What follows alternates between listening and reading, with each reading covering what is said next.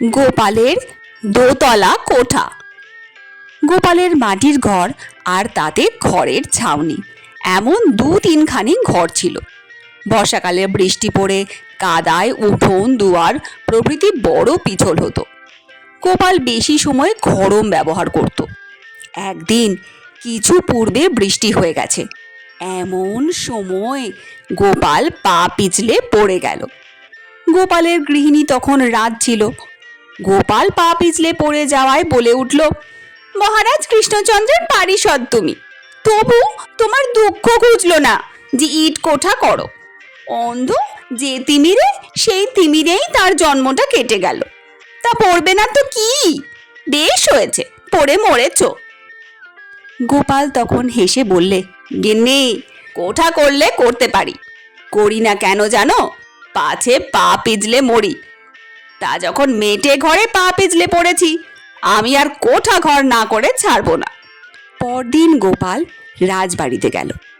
রাজসভায় রাজার সঙ্গে রসালাপ করে বাড়ি আসবার সময় রাজা আর পারিষদগণকে বললে, আপনারা আগামীকাল অনুগ্রহ করে আমার বাড়িতে পায়ের ধুলো দেবেন।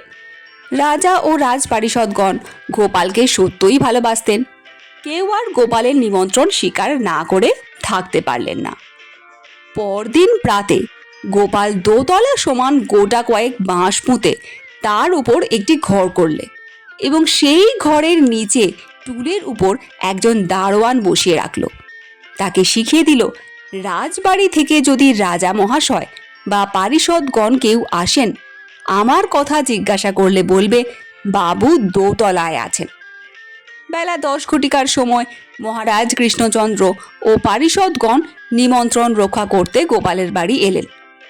দেখলেন টুলের উপর দারোয়ান বসে আছে। মহারাজ জিজ্ঞেস করলেন, কই গোপাল কোথায়? গোপালের দারোয়ান বললে, বাবু দোতলার উপরে আছেন। মহারাজ কৃষ্ণচন্দ্র গোপাল গোপাল বলে চিৎকার করতে লাগলেন। গোপাল সেই বাঁশের মাচার ভিতর হতে মুখ বার করে বললে, আসুন আসুন, আসতে আজ্ঞা হোক, বসতে আজ্ঞা হোক, আসুন আসুন, উপরে আসুন বলে সম্ভাষণ করতে লাগলো। রাজা বললেন, ও কি গোপাল, তুমি কোথায় উঠেছ? ওখানে আমরা কেমন করে যাব? ওখানে কি যাওয়া যায়? এই যে বাঁশের সিঁড়ি, ছোট দড়ি দিয়ে বাঁধা, উঠতে গেলেই যে পড়ে মরে যাব। গোপাল বললে, মহারাজ, আপনাদের পাকা দোতলা কার্পেট মোড়া সিঁড়ির ধাপ, আর আমার এই বাঁশের দোতলা মাচার ঘর, কি করব বলুন? কুঁজো বলে কি চিত হয়ে শুতে ইচ্ছে হয় না? মহারাজ কৃষ্ণচন্দ্র বললেন, গোপাল, তুমি নেমে এসো, আর লজ্জা দিও না। আগামীকালই তোমার দোতলা কোঠা বাড়ির ব্যবস্থা করব। গোপাল ধীরে ধীরে বাঁশের সিঁড়ি বেয়ে নেমে এলো। মহারাজ কৃষ্ণচন্দ্র ও পারিষদদের পরম পরিতুষ্ট করে আহারাদি করালে। তারাও সন্তুষ্ট হয়ে গোপালের প্রশংসা করতে করতে বাড়ির পথে পা বাড়ালেন।